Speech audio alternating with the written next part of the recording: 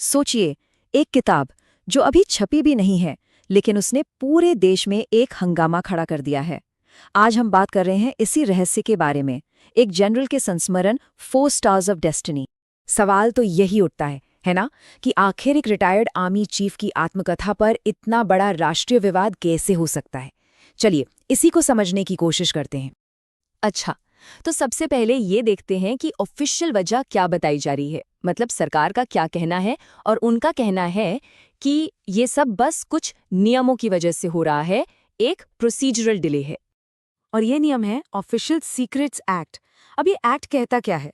आसान भाषा में समझें तो कोई भी रिटायर्ड मिलिट्री ऑफिसर अगर कुछ पब्लिश करना चाहता है जिसमें सेंसिटिव जानकारी हो सकती है, तो उसे पहले सरकार से हरी झंडी लेनी पड़ती है। एक क्लियरेंस जरूरी है। और ये क्लियरेंस का प्रोसेस भी मतलब सुनने में तो बड़ा सीधा साधा लगता है। राइटर अपनी मैन्यूस्क्रिप्ट मिनिस्ट्री ऑफ डिफेंस को सबमिट करता है, सरकार उसे रिव्यू करती है और फिर फाइनल अप्रूवल दे देती है। सिंपल है ना? लेकिन असली पेंच यहीं से शुरू होता है। इस किताब की मैन्युस्क्रिप्ट को सरकार के पास रिव्यू के लिए गए हुए 1 साल से ज्यादा का वक्त बीत चुका है। 1 साल! ये कोई छोटा मोटा डिले तो नहीं है। और ये बात कोई अफवाह नहीं है।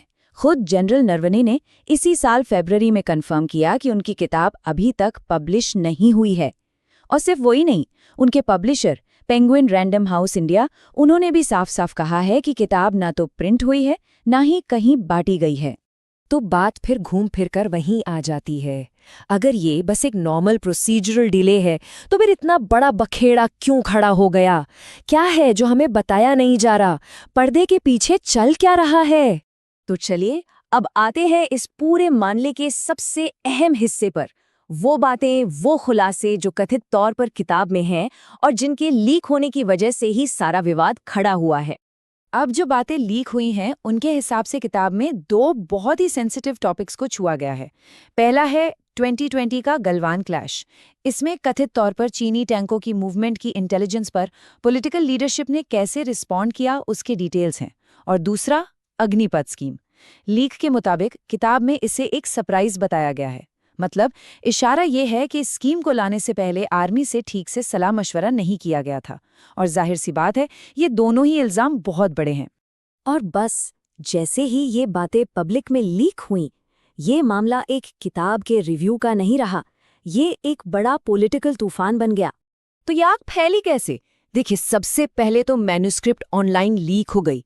और सिर्फ इंडिया में नहीं, ऑस्ट्रेलिया, कनाडा, जर्मनी, यूएसए जैसी जगहों पर डिटेक्ट हुई। इसके बाद दिल्ली पुलिस की स्पेशल सेल ने एफआईआर दर्ज की इलीगल डिस्ट्रीब्यूशन की जांच के लिए। और फिर ये मामला सीधा पार्लियामेंट में गूंजा, जब विपक्ष के एक नेता ने कथित कॉपी दिखाते हुए सरकार पर इसे दबाने का आरोप लगा दिया। तो अब करंट सिचुएशन क्या है? अभी क्या हो रहा है? ये कहानी आकर रुकी कहाँ है? एक सवाल जो सबके मन में है, क्या किताब बैन हो गई है? तो इसका जवाब है ऑफिशियली नहीं। तो क्या ये अटकी हुई है? हाँ, बिल्कुल। ये मिनिस्ट्री ऑफ डिफेंस के क्लियरेंस प्रोसेस में फंसी हुई है। और देखिए, बैन होने में और अटके होने में बहुत बड़ा फर्क होता है। अब इस पूरे किस्से के कुछ बड़े और दूर तक जाने वाले असर भी हो सकते हैं। एक तो ये कि सरकार शायद फ्यूचर में मिलिट्री ऑफिसर्स के मेमोरियल के लिए नियम और भी कड़े कर दे।